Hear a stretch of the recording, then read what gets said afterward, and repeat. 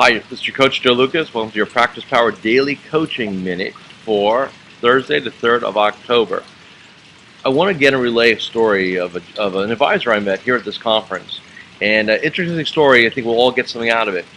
First off, he came to me and, first off, he's one of the, Chairman's Club people. So here, successful, economically successful. And I do my keynote and he comes up to me afterwards, this was a couple days ago. And he says, Joe, I just need to, I'm bored. I mean, I can do plans in my sleep. I need to shake things up. And that's determining me. And I said, well, tell me about your business. Tell me about, kind of where we are with things. And he goes, and it was a great model. I mean, a couple hundred households, right around $70, $80 million of revenue, of assets, right around that $1 million mark. Lives well below his means, economically not a challenge there, and the man's bored. And here's and bored, but more so in a comfort zone. And so he says to me, because I want to fire some of my clients. I want to go into a new market. I want to, and I said, why do you want to do that? And he goes, because I'm bored. I said, well, let's look at this for a second. And I kind of go back to, and now he's not a client of mine, so he doesn't know about iAdvisor and Ideal Lifestyle. He's not into that mode yet, right? But soon will be.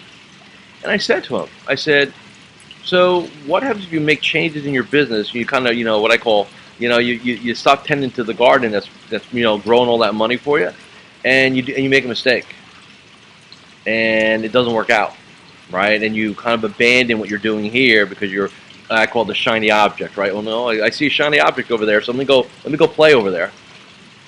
And what I really found out was he's just bored, and he has no bucket list, he has no personal goals. His identity is the business, and that's dangerous.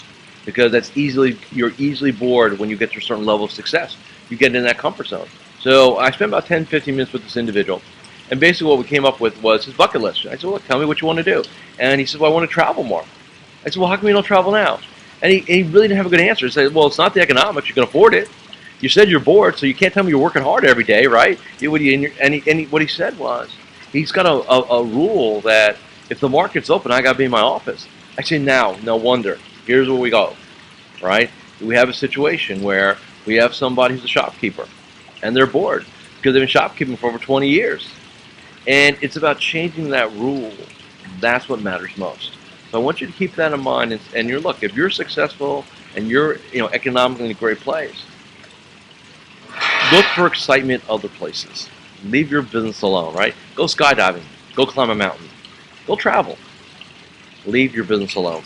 I'll see you tomorrow for the end of the week.